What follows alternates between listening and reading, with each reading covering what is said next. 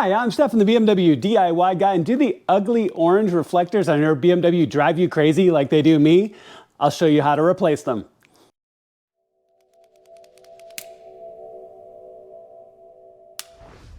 All right, y'all, so if you live here in the United States, doesn't matter what color BMW you have these ugly orange reflectors on the front and usually red reflectors on the back bumper. They look terrible, and especially in the more modern BMWs where that reflector is supposed to give some orientation at night from headlights. My headlights have a little orange LED bar on the side of them. It completely replaces that ugly orange reflector that doesn't match whatever color car you have. Well, my new Toronto Red G87, I couldn't stand it.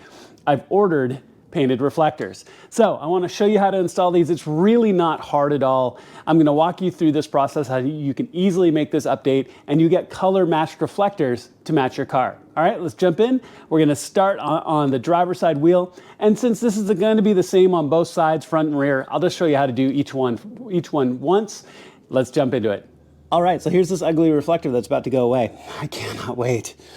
Now, the irony is, the way the bumper is set up here, I can feel the edge of the reflector right here, and it would make you almost think you wouldn't have to deal with any of the trim inside the wheel well. Sadly, you do, because it's got to be pushed backwards. And there's a line of adhesive that goes all the way around the reflector, and we're going to be kind of prying at the back of it and pressing it out of your bumper. But we're going to have to get some space to be able to get here to work. So we're going to have to pull some of these bolts. So let me show you which ones to pull so you can get enough space to work.